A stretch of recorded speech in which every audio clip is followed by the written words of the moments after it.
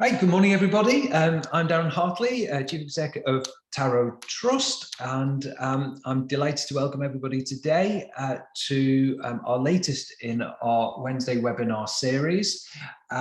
Today, we're going to be looking and exploring the issue of tenant satisfaction measures. Obviously, it's been a very topical issue over the last couple of years, not least because it's something that the regulator has been able to move forward on in terms of developing a set of tenant satisfaction measures that they're going to be able to ask landlords to report on, going live from April of this year. So whilst we've been waiting for a number of other things to work through and be contingent on Parliament passing legislation, which incidentally seems to be progressing quite well and quite quickly through the parliamentary process. This is definitely something which has been able to kind of move forward at a more rapid pace than the somewhat glacial movement of the other white paper issues. So, a couple of housekeeping things. I'm going to mute everybody now. Apologies for doing that. It's just so that we can all make sure that we can hear what Debbie's got to say. There'll be opportunities as we work through to be able to ask questions. There's the chat function as usual, and then we will be there'll be opportunities to come in as well and speak. I know Debbie said she's happy, she's going to pause as we go through, and she's happy with people to talk as we go through as well. So hopefully it'll be a little bit interactive also. There's a lot of slides, I've seen them in advance, so we'll certainly kind of be going to the 12:15 time slot. We're recording today as well, so we will hopefully publish a copy of this recording on our YouTube channel, ideally later today. If not, it'll be on tomorrow. And also, I mentioned that Debbie's going to be using a set of slides. We'll also issue those in the post-event materials that we send out later today as well. So you'll have that for your records. So without further ado, I'm going to now hand over to Debbie. Welcome, Debbie. Great to have you back. And I'm really looking forward to hearing what you're going to be saying about the tenant satisfaction measures, which, of course, are now confirmed. We know them all. So, yeah, welcome, Debbie. Thank you so much, Darren, and thank you and welcome to everyone this morning. Hopefully it's slightly warmer where you are today. It's certainly slightly warmer where I am in Coventry. So although Sandy's got a hat on, so I think Sandy might be a bit nippy still. So I'm going to share some slides with you. As Darren said, I've got quite a few slides, but equally I don't want to kind of bore you to death by PowerPoint. So, you know, we'll stop. You can ask questions. Feel free. If I'm going too quickly, or if there's something you don't understand, or you want to clarify, or you just want to make a point, then just stick your hand up or stick something in the chat or whatever. So as I say, I've got quite a lot to go through, but some of it I'll whiz through and some of it I'll kind of take my time over. So what I'm going to talk about is why we're where we are today. Just briefly on the new approach to consumer regulation. I'm going to talk a little bit about why we've introduced these tenant satisfaction measures. I'll introduce you to the tenant satisfaction measures and go through those and talk a little bit about them. And then just a little bit about how organisations and landlords will be expected to collect some of the data and what they'll be expected to report as well, and what they'll need to publish.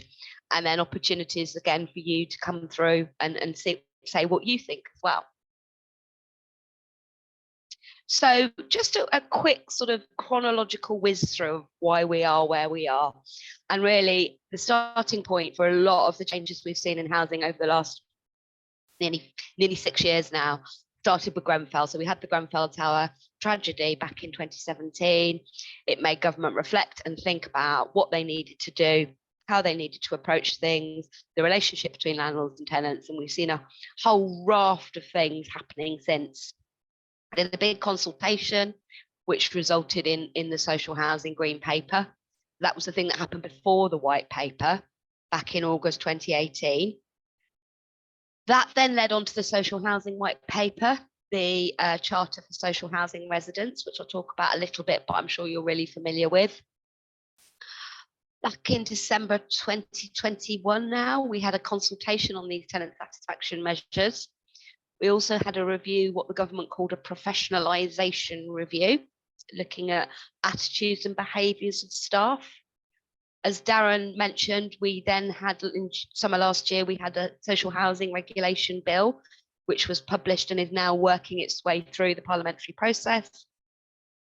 We had that final set of tenant satisfaction measures published in September.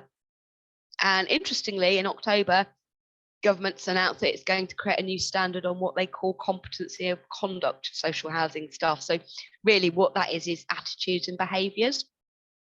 That's kind of where we came from. And then what's happened as a result? There's been a whole range of things that have happened as a result. We've got the introduction of this whole new building safety regime. So we had the Building Safety Act, which was passed last year, and that changes how we design, construct, and manage buildings over 18 metres, which is about 7 stories. We've got this return to what we call proactive consumer regulation. So the regulator can proactively engage on some of the standards that they weren't able to before. There's a specific regulatory measure now that safety needs to be at the heart of everything. And again, this is post-Grenfell. You might have seen already that the powers that the Ombudsman have increased significantly, and their ability for the Ombudsman to kind of name, shame and publish has increased significantly. We're likely to have a new consumer standard on professionalism as a result of that professionalisation review I talked about. And why we're here today, introduction of tenant satisfaction measures. So that's the whole kind of one of the big things that's come out of the review. And it all goes back to the Charter for Social Housing Residents, Social Housing White Paper. And as I say, I'm not going to go through this in big detail. 7 themes in this, and the themes very much relate to what we now see in the tenant satisfaction measures. So when I go through the themes of the tenant satisfaction measures, you'll see that they align quite closely to these things. So government have now announced a new approach to consumer regulation. And this is their approach. This is what they're saying. This is what they want to try and achieve. They want tenants, you guys, to be able to have the confidence that you'll get your issues resolved, that you'll be listened to, that landlords actually have a commitment to tenants doing what they say they're going to do. This whole issue about fairness, treating people with respect, and an understanding of sort of rights and responsibilities that go both ways. That landlords are kind of clearer about the purpose of the communities they work in. Whole issue, and you'll see a lot of stuff in the news about this, about the quality of homes and of existing stock. We've seen the horrific stories about damp and mold and some of the consequences of that. And ultimately, that when things go wrong, that complaints are handled effectively and things are put right. And if we go back to Grenfell, we heard stories about residents raising issues and concerns about fire safety in the building and feeling that they weren't listened to, weren't taken seriously and weren't responded to. This whole range of measures is about trying to think differently and approach things differently. So let's talk about the tenant satisfaction measures. So again, the whole point of this is to provide you guys with the information so you can scrutinise performance a little bit more effectively, understand what decisions are made, and understand who's responsible for making those decisions. Again, we heard words a lot like transparency and accountability. So you're much clearer about what your landlord's doing, why it's doing it, and the reasons for doing it. There's a kind of call for for landlords to really understand their purpose, why they're here, what their social purpose is, and what the needs of their tenants as well. And the idea of the satisfaction measures is about to give you a kind of clear and comparable understanding of performance. I think the comparable is quite interesting because the measures aren't really designed to make you be able to compare with other landlords. That's not really their purpose, but it will give you a sense of how your landlord's performing. And also the measures are there for the regulator as well. The regulator can see whether your landlord is complying with their expectations and give them that kind of can opener to look under the bonnet if some of the things that they're seeing don't look quite right.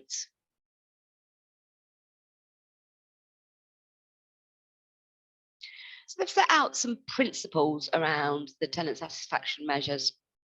So again, it's about providing relevant information, letting you know how your landlord's how well your landlord's performing, whether telling the regulator how well the landlords are performing as well. They want the measures to be accurate, to making sure that that they're providing the information in a specific way. Let's say it should make it possible to compare, but I'd question that. They only want the measures to measure the things that landlords are responsible for. They want the measures to be deliverable, so they didn't want to create a system that was just so complicated and so difficult to manage that no one would be able to report on things. And again, they wanted to link back to the objectives of the regulator for social housing and to be able to use that data and the measures to understand whether the things that are important to tenants, the things that are important to regulator landlords are actually doing.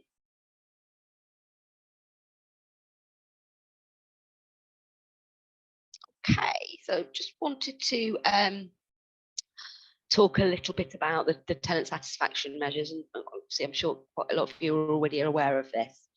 So we've had 22 tenant satisfaction measures which have been introduced, and they were finalised in September. And as I said, all the 22 measures all reflect the issues set out in the Social Housing White Paper. So importantly, 12 of these will be collected through what they're calling tenant perception surveys. So a survey to find out what you think, what your views are. And 10 of them will be collected from the current management information that organisations have. And I'll go through these in a bit more detail. So there's a different range of things. So all registered providers, including local authorities, will be responsible for producing tenant satisfaction measures, producing the data. In the old days when we had consumer regulation before, local authorities weren't subject to it, but they are subject to it now. And the data collection needs to start in April, which isn't that far away now. And quite a lot of landlords now have already been starting to sort of create a baseline to look at this data already to be able to be up and running in April when they need to start collecting it.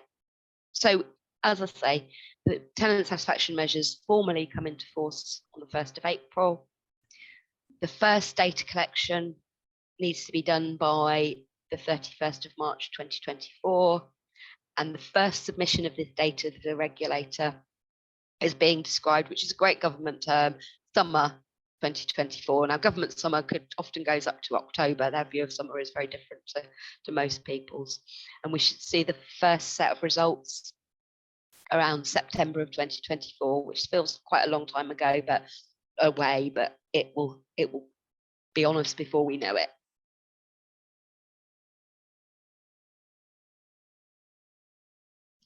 So as I said earlier, the themes, they very, very much map to the measures in the social housing white paper. So we've got overall satisfaction, keeping properties in good repair, building safety, respectful and helpful engagement, effective handling of complaints, and responsible neighbourhood management.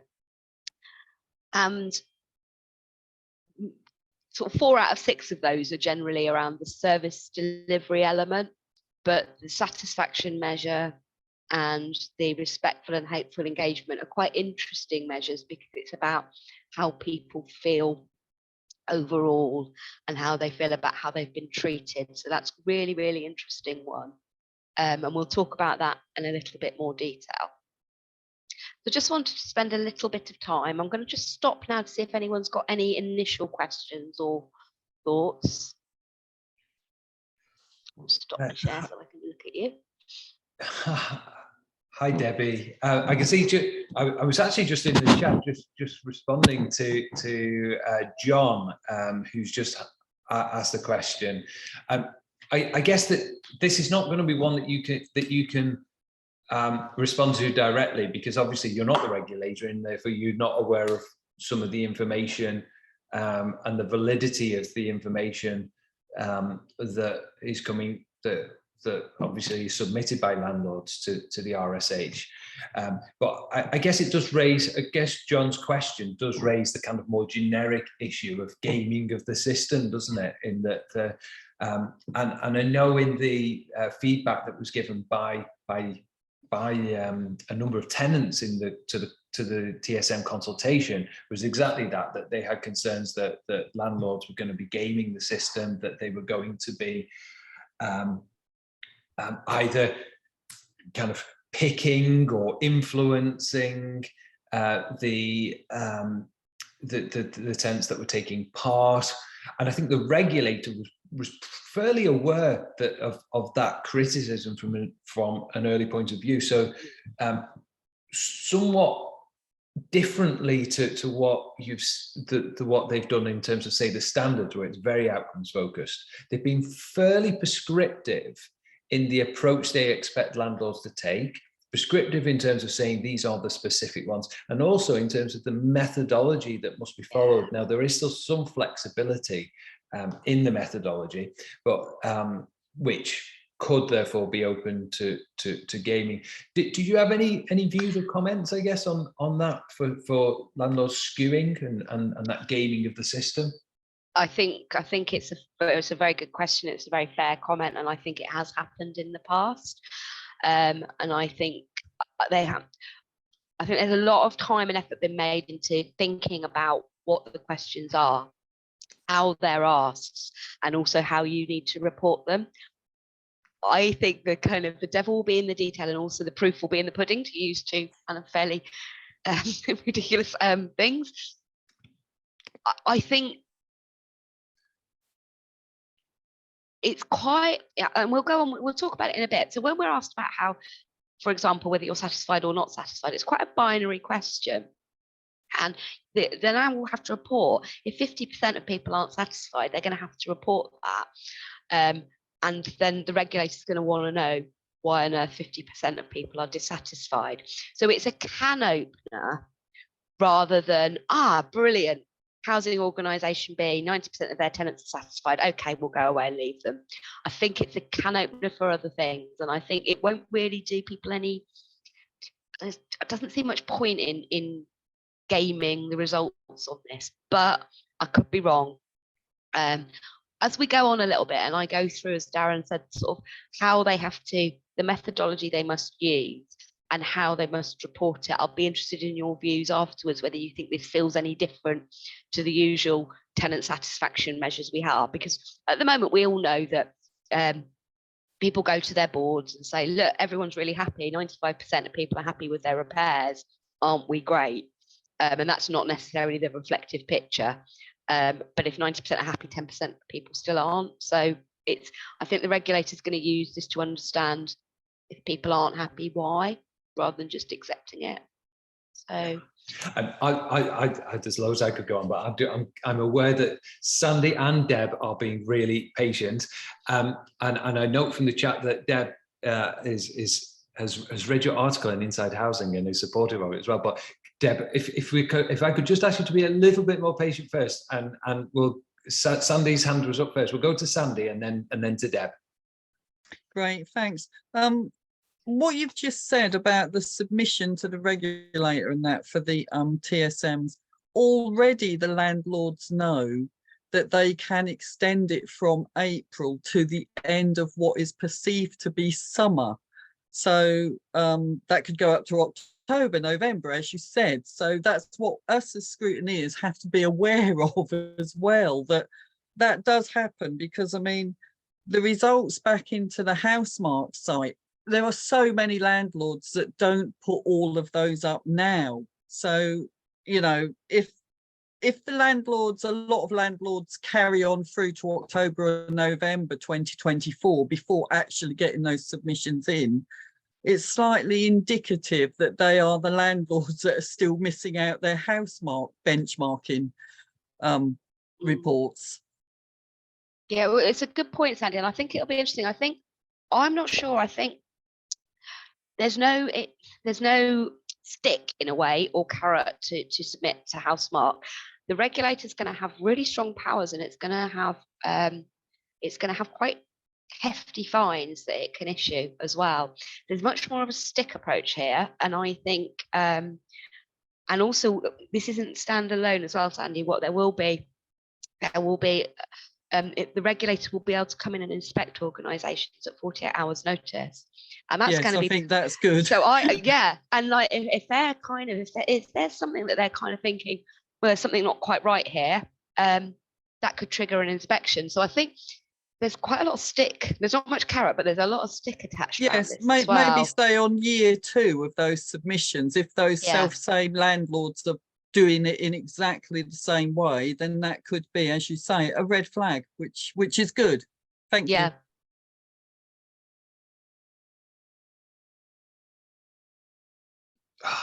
Oh, I failed. You did the mute thing. I just wasn't quick enough on the button. Deb, could I go over to you? Yeah, hello. I wanted to raise, I'm coming at this from a slightly different point of view. And actually, one of the reasons I come into these sessions is because I believe it balances out how I work with the customers, because I work for a housing association.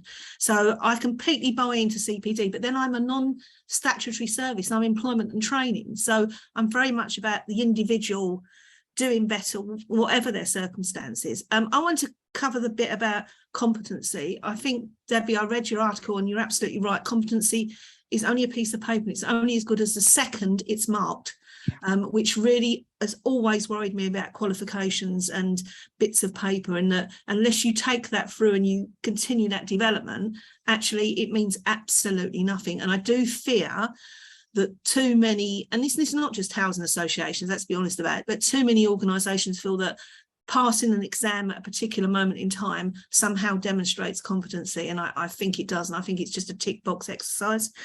The other one is somebody raised a point with me and said that they always feel that in housing someone needs to die when something happens, and I think that's an horrific thing for someone to have said to me, and it's an horrific thing to deal with, and it's very hard to break down that kind of sort of attitude that people have towards the sector, because it's not all bad, but you know, we do always focus on the bad bits because it makes headline news, let's be honest.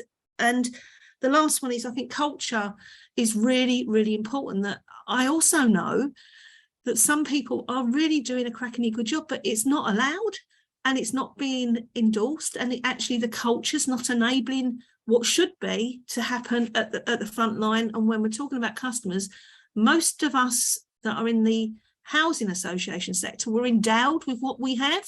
We were given it. So we should effectively be more immersed in the fact that it is not ours, but it is for everybody. And I think sometimes we forget that. I couldn't agree with you more. Really, really excellent points, all really well made.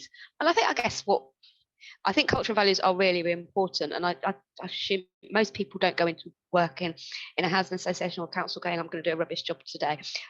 Sometimes it is the culture and values and the processes and the framework they're working in that creates those issues. And it all does go back to culture and values. And it will be really interesting, and we don't know yet how the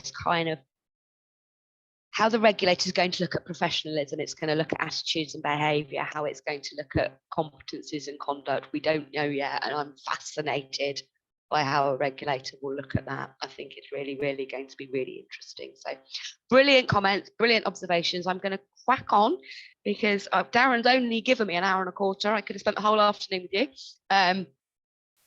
So I'm going to crack on and then I'll stop again and we'll have another chat.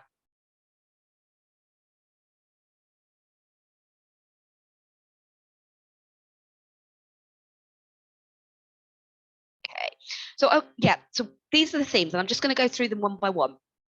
And I'll stop and ask you some questions as well.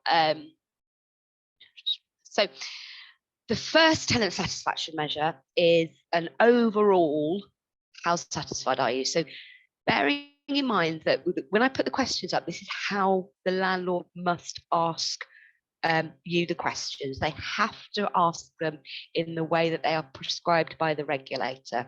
So the first measure, and if it's got TP in front of it, it means it's the tenant perception satisfaction measure. So it means that they must ask the question. So the first TP is overall satisfaction.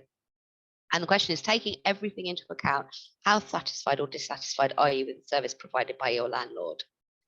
And what this will measure is the proportion of respondents who respond, as I said earlier, quite a binary question, whether they are satisfied or not. And this must always be the first question. So the regulator's been really prescriptive as well about the questions you ask and the order that you must ask them in. So this has to always be the first question.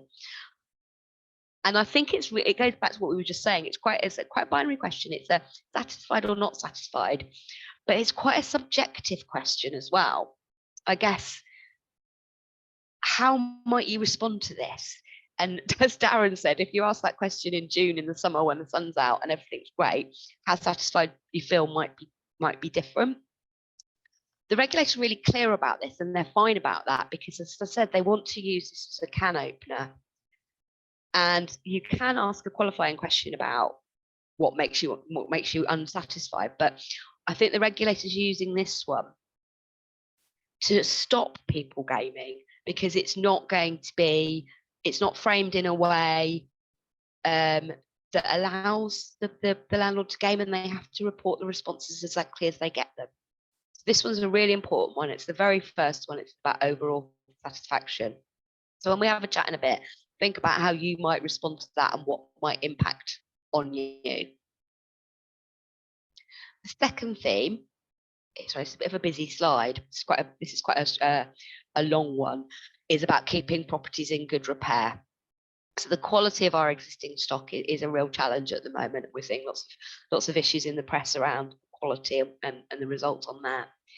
So the first two measures, which are RPO1 and RPO2, these are things that the landlord will already be collecting data on, or should already be collecting data on, and will be submitted directly to the regulator. The final three, again, are questions that they need to measure by doing a tenant perception survey. So they will go into one of the surveys that they need to do.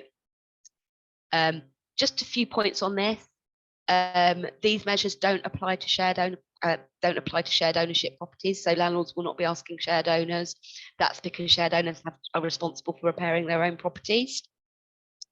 It's kind of, the repairs completed in timescales is an interesting one. They do recognise that there are different timescales within different organisations, so this won't be one they can necessarily compare between landlords. And they also understand that sometimes that quite a lot of landlords have moved away from sort of really rigid timescales on repairs and moved towards mutually agreed appointment times. So what the regulator is saying, we're not going to try and stop you doing that, but you still have to publish your timescales and report whether you do them within there or not. So it feels a bit like they're contradicting themselves a little bit. And when they first published the draft standards on this, they hadn't included emergency repairs in this framework, and now they have decided to include emergency repairs as well and provided a definition of what responsive repairs are. So again, this is trying to unpick whether landlords are doing what they should do to keep their properties in good order and whether you're satisfied with how they do that. And in terms of the questions that have to go into the survey, and again, just that these have to be asked exactly how they're set out here. So has your landlord carried out a repair to your home in the last 12 months? And if the answer is yes, how satisfied or dissatisfied are you in the time taken to complete the repair? And again, has your landlord carried out a repair in the last 12 months? How satisfied are you with the, I can't actually see this. Just moving you to the top of my screen so I can see my slides. So if yes, how satisfied with the time taken to complete your repair? And then a broader question, again, how satisfied or dissatisfied are you that your landlord provides a home that is well maintained? And again, it's quite a broad definition of well maintained, because my definition of well maintained might be different from someone else's definition of well maintained. And again, this is the can opener question. So again, I think it's quite interesting that if you haven't had a repair in the last 12 months, they're not asking for your opinion. So if you've had a bad experience previous to 12 months, you're not going to get an opportunity to say whether you're satisfied or not. And if you're waiting on a repair that has been longer than 12 months, you're not going to get an opportunity. Hopefully no landlord has made their residents wait longer than 12 months for a repair. So the next theme is around building safety. And the first 5 measures are ones that landlords already provide information on. They already gather information on their gas safety, fire safety, etc., etc. And then the final question is your tenant satisfaction measure. A couple of points to report on this. So the reporting on your gas safety checks, if a landlord's only done 70%, they're not allowed to say, well, I've only done 70% of my gas safety checks, but here's what I've got in place for the next 30%. They're not allowed to put any qualifying information. They just have to report the stats as they are, and the regulator will look at them as they are. They do expect, though, that if you're not meeting your statutory health and safety obligations, that landlords need to self-report that to the regulator, because building safety and safety is so fundamentally important. And you'll notice that out of all of those safety checks, electric isn't in there. It's not in there at the moment, but it will be added in. It's not that government don't think that electrical safety is important. It's just they're doing a consultation on it at the moment, and they're waiting to see the response to that. So safety will be added into here. So again, let's just have a quick look at the questions. Just one question. So thinking about the condition of your property or building you live in, how satisfied or dissatisfied are you that your landlord provides a home that is safe? Now, I think this is a really, really interesting one, and I'm going to stop in a sec just to get your views, because I think safe means different things to different people. And I think safe could mean I don't feel safe because I have fire safety concerns, or I don't feel safe because the communal door lock is broken, or I don't feel safe because of certain levels of antisocial behaviour. So I think it's quite an interesting one, because I think safety is very subjective. And I'm just going to stop sharing a second just to get your views on that. Yeah, Debbie, one immediate thing which comes to mind, a couple of questions which I've been responding to in the chat, and that's firstly questions about are all TSMs kind of survey based? And I was like, well, it's the ones which are TP, the tenant perception survey ones, which are that. But I think it's probably fair to say that, and this was something we put in our response, in reality, that tenant satisfaction is a bit of a misnomer for some of them. That some of the items are perhaps better referred to as just performance indicators. Now, I think they might be performance indicators that might give a more rounded picture of sort of factors and drivers of tenant satisfaction, albeit, but they are still performance indicators. And I think that it's probably worthwhile just sort of being aware that kind of alludes to the point that the regulators making in how they're approaching this is that what they're using is a range of different pieces of information.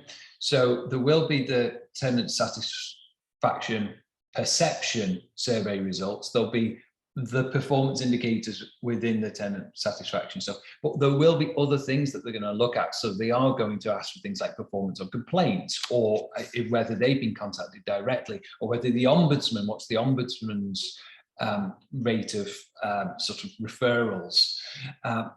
So the idea is that in reality, it's a bit like those that were aware of the Audit Commission approach previously, is that they will kind of triangulate a range of different information from different sources in order to develop a kind of a more informed or rounded view of whether landlords are delivering against the standards that they should be, and therefore what outcomes are being delivered for tenants, which does seem a sensible approach, that they're not, which can also then leads on to there is the danger that you could kind of overly emphasize the importance of TSMs, because TSMs have been brought forward because the RSH could bring them forward.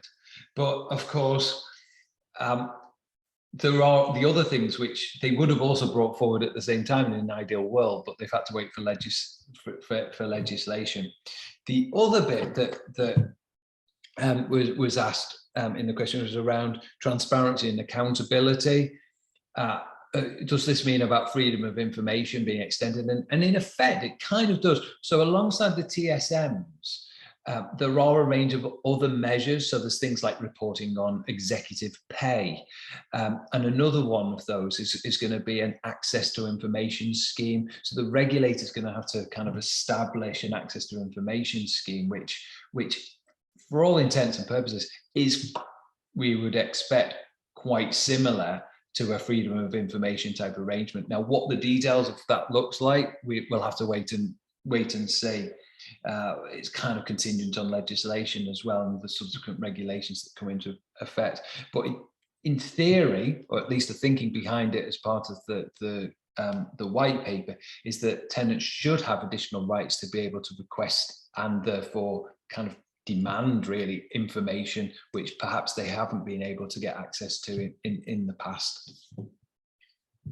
Yeah, I think it's a really good point. And it won't be freedom of information like local authorities are subject to, because anyone who's doesn't have a local authority, they already will be. But the intention is it will be, if residents want information, that the landlord will have to provide that. So that's quite interesting. Quite an interesting kind of conversation going on about safety and condition of homes as well, and all the things that impact on it in terms of, certainly in terms of quality and safety, and having warm homes, is that quality of home, and if it's outside of the landlord's control, but etc. etc. It's really complex. I'd echo your point, Darren, as well, as that these aren't, although they're thematic and there's a range of these, the idea is that the regulator will look at them in the round, in the whole, and try and pull it together like a jigsaw and see if it's telling a story, and raising some concerns about something doesn't look quite right here. Do we need to dig into this a little bit further? And I think it will be asking questions about, well, your satisfaction on whether residents feel safe is really low. Do you understand why? Have you unpicked that? Have you made any kind of inquiries? Have you dug into this? Because there will be an expectation that you don't just report that 50% of your tenants are dissatisfied, that you'll have done some work understanding what that actually means as well. So it all goes back to this kind of can opener approach. Question to Cyril's just asked a question. I'll come on to that in a little bit about how questions are posed and answered, etc. in a little bit. I was just conscious of time. It goes so quickly, doesn't it? Yeah, I did. There's some interesting points there about well, thermal efficiency and the standard of homes, and I think we're going to see that, especially as the kind of the fuel costs continue to just really aggravate that situation even more so. I think people's satisfactions with homes is going to that's going to come increasingly into focus. It's probably worthwhile highlighting that Another thing which is should be operating in parallel to this, and it's kind of slowed down a little bit because the focus has been on the private rented sector, because the government is also looking to extend the standards to the private rented sector, is the review of the Decent Homes Standard. And I would fully expect the Decent Homes Standard, when it's revised, to be much stronger and to include some additional areas around kind of zero carbon, thermal efficiency of homes. It's really one area where 25 years on from when they were kind of originally put together, we're much more aware now, aren't we, about just how the impact of that on people's enjoyment of their homes and quality of life. Yeah, absolutely. And technically there is the health, I never get this right, the Health and Housing Safety Rating System, which does look at things like that as well, but it's not really being used quite as much as it should be. And but that's a whole nother webinar. Let's not go into that now. Right, I'll pop back into it. For some reason this is gone right back to the beginning. So the next theme is around respectful and helpful engagement. This is interesting because all of these are measured by the perception survey. And I think, again, a lot of these things will be up to when a landlord gets their kind of results in, about drilling down to understand what it actually means. Because, again, they're quite subjective measures. So, for example, that landlords treat tenants fairly with respect, quite a subjective measure. So again, that might open a can to say, well, actually, if people are feeling that they're not being treated with respect and fairly, what does that actually mean? And as I talked about earlier, we don't know what's happening with this yet, but there may be a new measure on competency and conduct as well. So the questions around this: how satisfied or dissatisfied are you that your landlord listens to your views and acts on them? How satisfied or dissatisfied are you that your landlord keeps you informed about things that matter to you? And to what extent do you agree or disagree with the following? My landlord treats me fairly and with respect.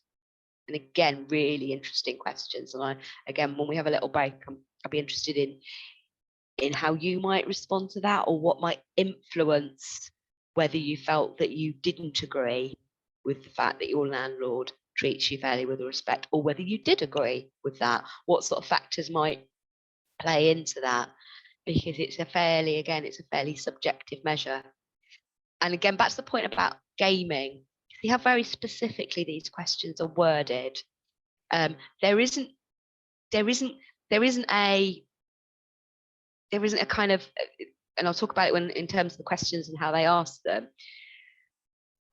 But there's not a lot of wiggle room between being satisfied and dissatisfied, and there's not, by the fact there's not a lot of wiggle room, it's more difficult to game.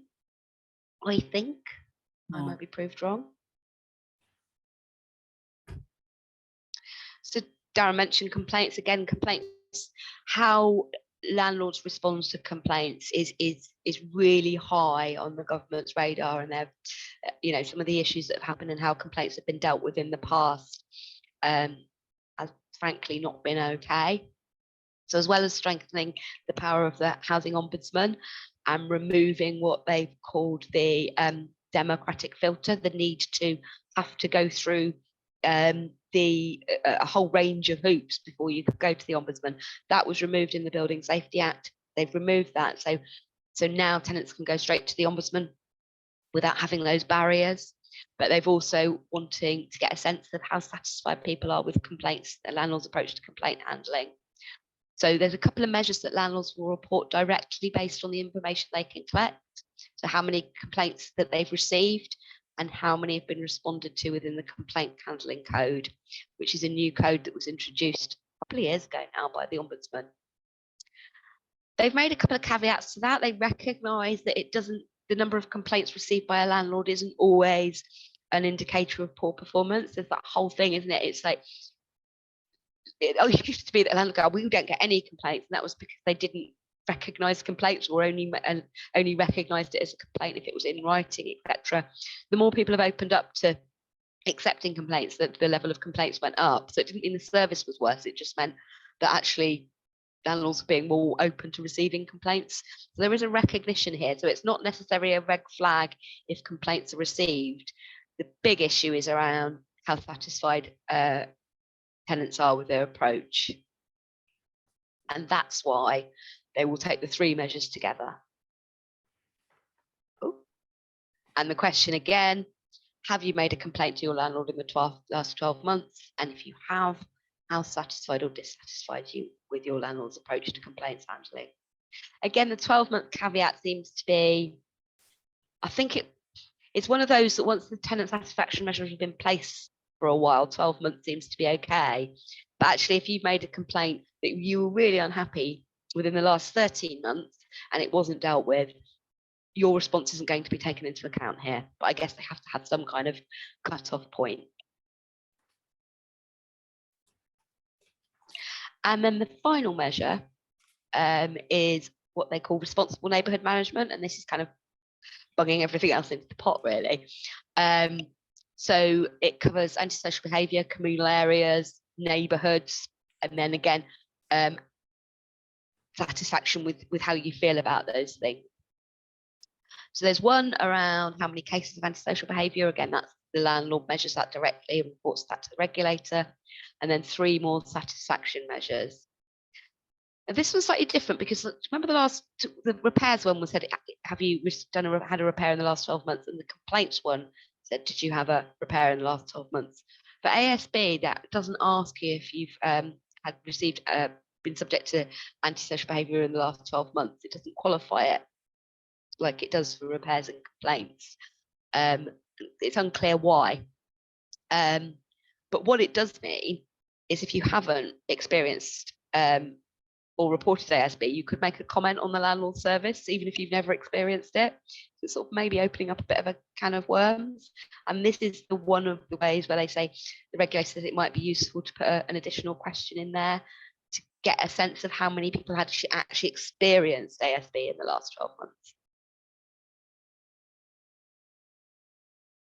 And again, 3 perception measures on this. How satisfied do you live in a building with communal areas? How satisfied or dissatisfied that your landlord keeps these communal areas clean and well maintained? How satisfied or dissatisfied are you that your landlord makes a positive contribution to your neighbourhood? And that's an interesting one. What is a positive contribution? And how satisfied or dissatisfied are you with your landlord's approach to handling antisocial behaviour in the round? So again, some interesting questions that have to be exactly how they're written down there. I'm going to stop again and leave. Everyone seems to go crazy on the chat while I'm talking. And then it's me catching up. Yeah, it does. I suppose it's just to start off, Debbie, there, and give you a chance to have a look at those. I guess one of the things which is interesting is to explore is the things which are not in there as well, the kinds of things which are missed off. And I know going through, there are a few things which I've spoken about in the past, one being kind of arrears and voids, or how they're dealt with and things. I think the idea is that they are a kind of a more management related, but I don't think that's always the case. Certainly if that links in with things like allocations and so forth, I think that's an important kind of touch point with service delivery, which kind of leads on also then to first engagement success, whether we often hear about, if landlords are getting it right first time, it's much more likely to result in happy tenants, but there isn't anything on that as an area. Respectful and helpful engagement, if there was some sort of questions around that, we're doing a big push on respectful interactions with tenants just generally as well. We think, and nothing around equality and diversity type stuff, another area of significant importance. And I think we'd always felt and said, as and we'd highlighted this in our responses, the importance of open questions. So just the idea that you kind of, unless you ask tenants on their terms, so that they can say they're the issues which are relevant to them, you probably don't get a feel for the kind of areas where the landlord's really going wrong. Now, obviously, the methodology will allow for landlords to ask their own questions, but that's not prescriptive. So there's kind of a tendency almost that the ones that want to know will be asking, the ones that don't want to know that may not. So it's kind of self-defeating. I'm not sure whether if you ask your own questions, Darren, I don't think you do that for your own interest. That doesn't get reported to the regulator. So if you're asking, because the reason you might ask your own question is A, to drill down into it a little bit more, but B, because you already do a couple of surveys and you want to combine it all into one survey rather than do shed loads of surveys and annoy everyone. But any additional questions you don't report to the regulator, you use that for your own good and to find out. And going on, I'll go on to how the questions will be asked. And David, did you want to come in? Thanks. What worries me is there's nothing in these codes to ask tenants whether they're satisfied with repairs, who is responsible for repairs, because there's a lot of times when the associations will say, well, it's the tenant's responsibility, even though the landlord has supplied the appliance or the fluorescent light bulb or the fence or whatever it is. And you say it's in the tenancy agreement that you sign. Well, when people sign tenancy agreements, they sign them because they want to get a house. It's not because they agree to specific points. So they'll agree to anything basically to get the house. So that really worries me about whose responsibility is. And landlords are hiding behind the tenancy agreement saying, oh, it's not our responsibility, it's yours. Even though we've supplied the fitting or the fence or whatever, and that you've got to pay for it, and tenants can't pay for it or haven't got the capability or the physical capability of changing these fittings. So there's nothing in this about that. There's an awful lot missing, David, and I think that's not a helpful answer, but I guess they can't put everything in there. I guess by strengthening, this is perhaps a bit mealy-mouthed, by strengthening the complaints and that expectation that if you have a complaint, you're taken very seriously and you'll listen to, that there's more of an avenue that if you're really not happy with something, then there is an expectation that your landlord actually has to really listen to you and explain the reasons why they're not or are doing something. So I guess that's one of the avenues. I have to say my favourite comment is just that someone's just written, we like worms. Thanks, John. Best comment of the day. I'll go They're good for the garden. They are good for the garden. I'll go into a little bit about how the questions are going to be asked in a second. Just put a question there, Debbie, on shared owners, and I think the answer is I think it's an easy no. They're not included, isn't it? They're included in some things, but not in some of the repairs ones. So they will be repairs. I was really Yeah, sorry. It's that there's a whole. I haven't gone into this because there's a whole document about who's included and who isn't. And if you're really interested in that, I put some links into some further stuff, and please go and have a read because it goes into quite a lot of detail. There's loads of documents on this. Some are really, really unfriendly. Some are on the regulator site, some are on government site. They've made it as kind of difficult as possible to try and navigate your way through. So, where are we? So, how do they collect this information? This is some of the questions you've been asking. There's no prescriptive. They're not prescribing how the survey needs to be carried out. You can carry it out in any way that landlord sees fit, but taking account of the demographics of their tenants, their stock size, etc. Some ways might be better than others. And with all these sort of methodology things, there's pros and cons to each one of them. So post's really slow, telephone's great, but it's quite laborious. Face-to-face takes a lot of resource. So what is it's about landlords working out what the best way to carry out these surveys is. What they talk about is this kind of best efforts to ensure that they don't need to survey everyone, but they need to do a sample, and the sample must be representative of what they call the customer population. So it needs to take account of the demographic of the wider tenant group and be representative of that. So for example, if you've got a lot of older person's housing or a lot of young person housing, it needs to be representative of the proportion of older people or younger people you might have. It isn't down to the nth degree. So you don't, again, have to take account of every protected characteristic. You don't need to go into that level of detail, but it needs to be broadly representative. Again, they're not prescriptive about how often this is done. And again, it will depend on how much stock the landlord's got, how many homes they own, the demographics, etc. And other surveys that you actually do. But importantly, it can be done as often as you like, but that they can only survey a household once per year for the perception measures. So they could do monthly survey for X group of residents. They could do another monthly survey, but they can't do the same group of residents. And again, there's a difference between how many homes are owned.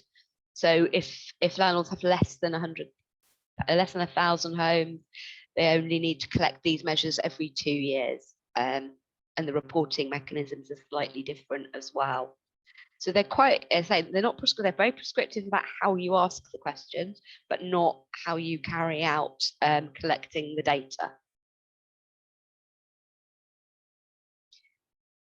So again, things they've said.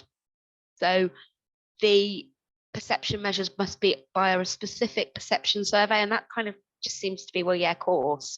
What that means they can't do is they can't tag it on.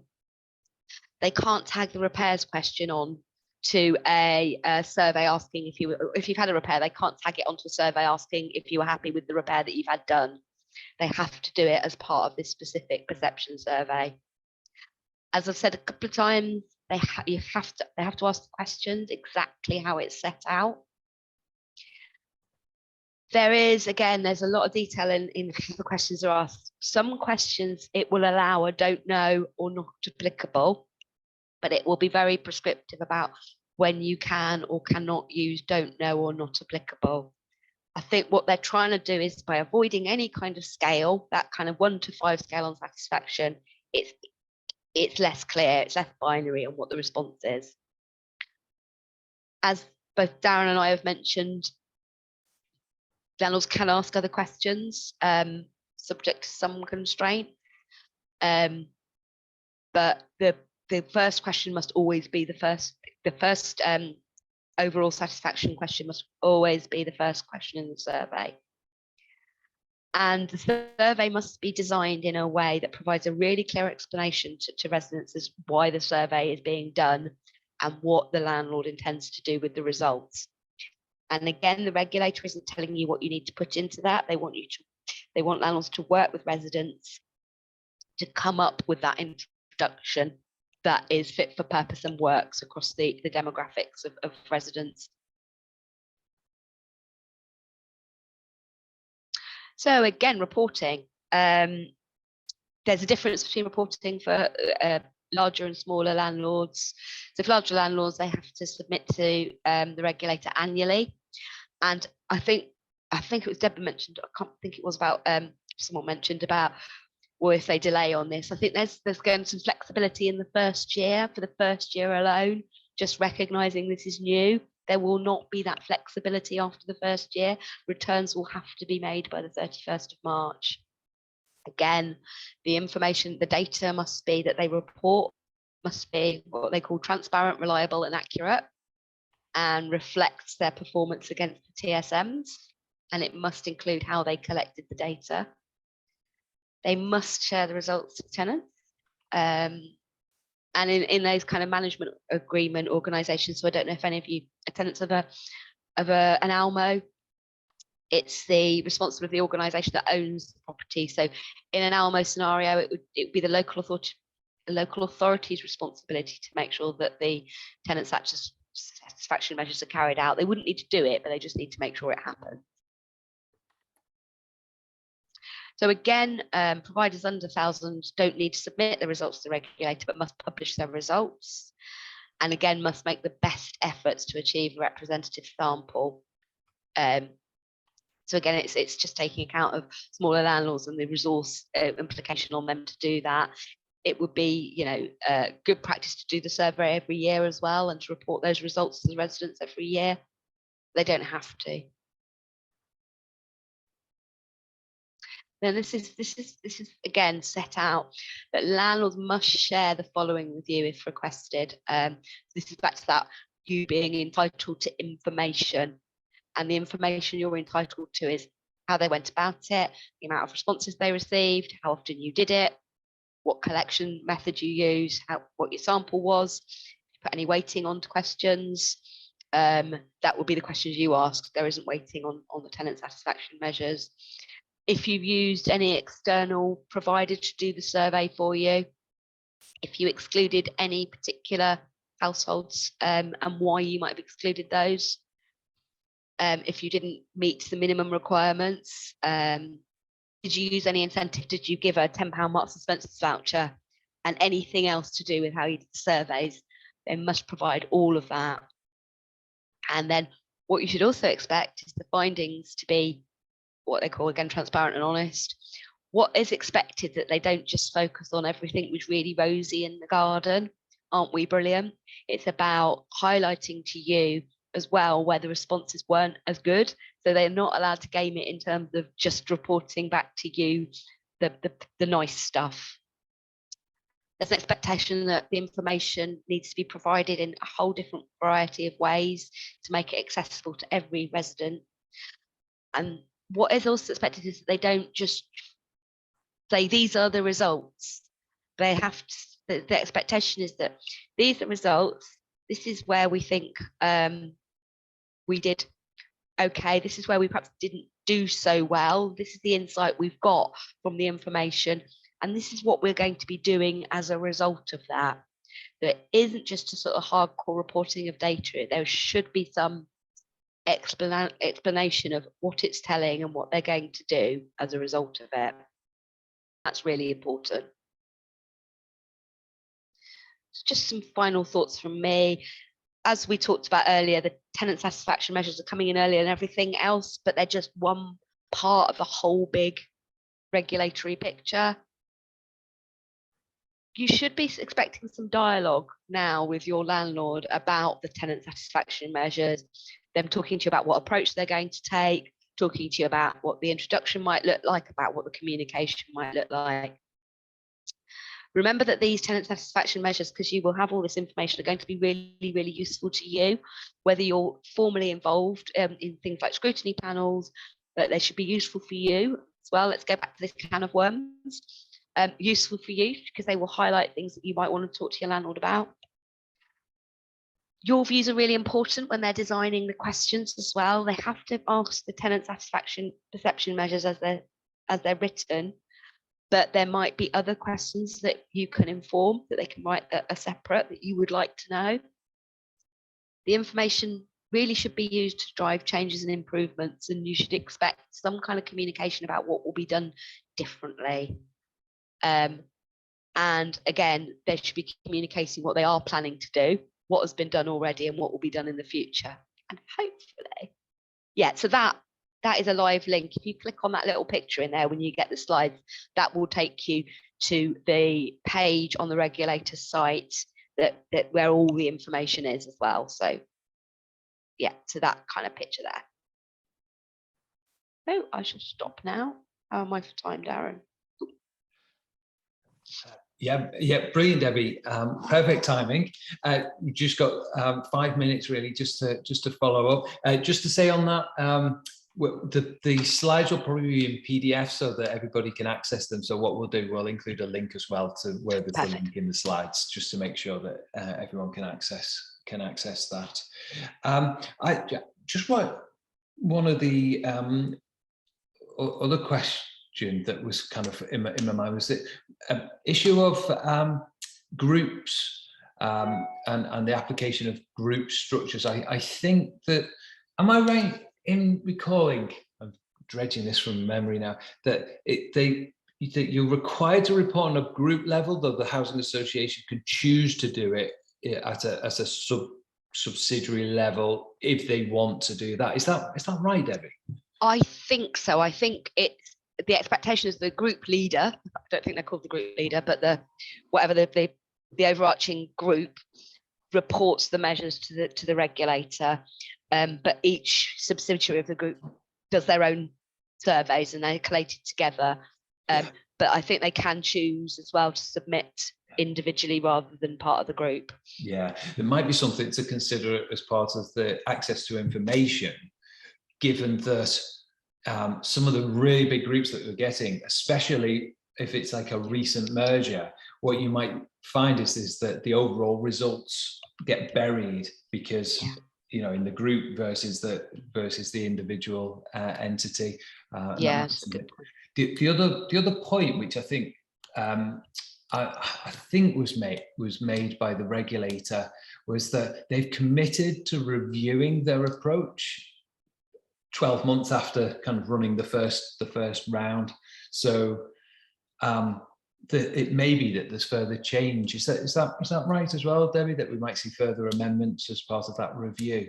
Yes, I think this is a bit of a test and learn as well. We'll see this as we go along, as we work out what works and what doesn't. So so we've got just quick fire. We've got a few minutes quick fire. I can see Deborah's first, and then Paul and Sue down in Cornwall. Deb first. I think it was Paul and Sue first, but I'll quickly ask the question. Why do you think that staff within housing associations have not had this rolled out, so there's not more awareness of this? Because I was going to say there's a bit of a push-pull here, because it will happen to customers and tenants, but a lot of those that work in housing associations are residents, customers, tenants, but we've not really had any information on this. We know they're engaging with customers. I just wondered, what's the bigger messaging that should be going out from central government about actually this is happening, guys, and could that then have a push-pull effect of the culture inside some organisations to change the way that things are done? Really good point, Deb, and I think I'm surprised, because surely that it should be an internal and external comms around this whole thing should be happening, and it goes back to your culture, because everyone's part of this. How frontline staff, contractors, everyone should be part of this and understand what's going on and be able to ask questions and be so I'm surprised. Darren, I don't know if you have thanks for coming back to me, Debbie, because I was a few months ago I was speaking on the subject of tenant satisfaction measures alongside Kate Dodsworth, who's leading on this at the RSH, and whenever there's an opportunity for the regulator to speak, she has a very clear message that this is happening, that there'll be no excuses if landlords have not, because there's been a very long sort of period of lead up into this.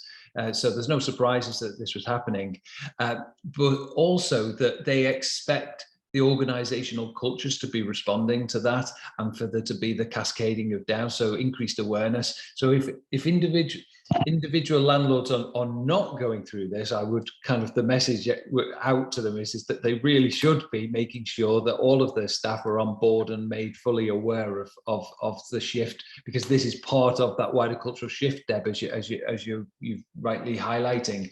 And the reason why we're doing this is because we think, this is important for tenants to be aware that these things are on the horizon and changing as well. So yeah. I also wonder, I think a lot of housing associations and the like don't see this as quite a big change. They kind of go, we do surveys all the time, so it's not really a biggie. We'll tell our residents about it, but it's kind of business as usual. And I think it's much bigger than business as usual. I think this is quite a seismic shift in about how we are approaching things, and the information. You might have done satisfaction surveys with residents before, but not to the regulator. So I think there's a bit of a, it's no biggie, so why we won't make a big deal of it. Maybe why that communication hasn't happened. Maybe that's just me surmising. Paul and Sue, you've been very patient. So thank you, Darren. To you. My concern is around the fining of housing associations that are perhaps not performing or not doing as they should. The concern I have is who is going to actually pay those fines at the end of the day. It's going to be the tenant, because the money used for the fine is perhaps money that would be used for repairs, forecast works, etc., which could then lead into a vicious cycle where the housing association is still not performing because it hasn't got the money, because it's been fined for not performing. So is the regulator looking at this and saying, well, this money cannot be to the detriment of its tenants? That's a really good point, Darren. I'm going to hand that one to you straight away. Yeah, okay, yeah. Okay. So there was a bit of discussion in the chat function as well about that, and I think it's an important one. I think the first point to note is that fines are not routinely issued in the sector, and I wouldn't expect to see that the application of fines to be something which are going to be rolled out by the regulator. Now, I could be surprised. It could be something, but I think it's highly unlikely, because they are also acutely aware that taking money out of a business or a landlord organisation is taking money away from what could otherwise be a new boiler or replacement windows or whatever it may be. So. So it's always been as a last resort, and similarly, you've seen on the Housing Ombudsman Service where the fines which have been issued to date there have been really quite small and not really used in a kind of punitive way. So fines are part of a toolkit. What I think we've probably seen happen much more frequently are other kinds of things, such as appointments to board. There are undertakings that landlords can enter into where they give a commitment to change things. We've seen changes in staff as well within organisations. Sometimes that happens. You can also see, and I think the existing Secretary of State in this area is quite key on the removal of grant allocations for development for those that are underperforming, and we saw that happen in Rochdale, and I suspect that for many organisations that has repercussions which are much more far-reaching than just the removal of the development programme, because organisations which are not developing, usually that has links with, for instance, chief executives' targets in the strategic plan and so forth. So it can have much more far-reaching consequences. So I wouldn't expect fines to be coming in. I think they should be used extremely cautiously. I think what it does show, though, is that to some extent the levers that are available are kind of either not very effective, or you end up with a kind of an Armageddon situation whereby, well, this landlord can no longer continue. They have to be kind of moved into another landlord. And sometimes that can be an even worse situation, because it means being subsumed within some kind of very large organisation, of which the tenants usually have no say whatsoever in the decision-making process of that. So I think it's one of those areas where we're going to have to watch to see the extent to which fines become, the frequency and the volume of those fines, to see what impact that could have on tenant services. So I think in a way, sorry, I think reputational damage is worse than financial penalty. We've seen the reputational damage that's coming out for the sector as a whole, which isn't great for anyone, but it's made, if you take the Rochdale situation again, how organisations are now responding proactively to damp and mould, you know, rightly or wrongly, but the reputational damage there. So I think the sector's I think reputational damage is more scary than a financial fine. And sorry. Yeah, and then there are also many of those things, such as your development outputs, the borrowing that sits behind that, and the kind of the lending conditions that are put in place are often contingent on the delivery of some of those things. So it means that there's an other impact in terms of financial viability and all of those kind of economic factors associated with regulation. Okay, we've ran over. I'm really sorry, everybody, for running over. Firstly, really big thank you to Debbie for coming up. The feedback has confirmed what I expected anyway, that you deliver your sessions with great clarity and explain sometimes often very complex areas in a very easy to understand way. So thank you very much, Debbie, for coming. Which leads quite nicely on just to highlight that Debbie will be returning, and we're going to have a break for a few weeks on our webinars, but Debbie will be back on the 15th of February to talk about professionalism, or the professionalisation agenda, which is another work stream within this, the changes which are happening in the sector. We then also have details published for a session that we're doing jointly with the Housing Diversity Network. For those that have seen our newsletter, bookings for that are slightly different. Bookings is being done on Housing Diversity's booking system. So if normally we send out joining instructions, but if you are interested in that, make sure that you book on the booking system that is on the link for the Housing Diversity Network session on the 22nd of February. And then we've just agreed we're going to be doing one which we've not gone live with yet, but we'll also be running a session on allocations and some of the things that we might need to think differently about the way allocations are done in the future.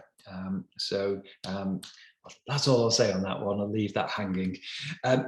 Finally, we're doing some work on linked to the professionalisation work stream around respect for all. So if anyone from a landlord is involved and wants to find out more about the work that we're doing on that respect for all agenda, then please get in touch, because we're looking for some more pilots to work with on that also. So without further ado, I think that wraps everything up for today. A big thank you, Debbie, again. Thank you for inviting me. It's been a pleasure. Great to see you again. Always good feedback as well from everyone whenever we welcome you to our sessions. And thanks to everybody for joining. Again, hope it was informative for you. We'll get this published later today as well. And so if you're watching this on playback, hope you've enjoyed it too. So that's it for now. Bye. Enjoy the rest of your day. Thank you. Bye.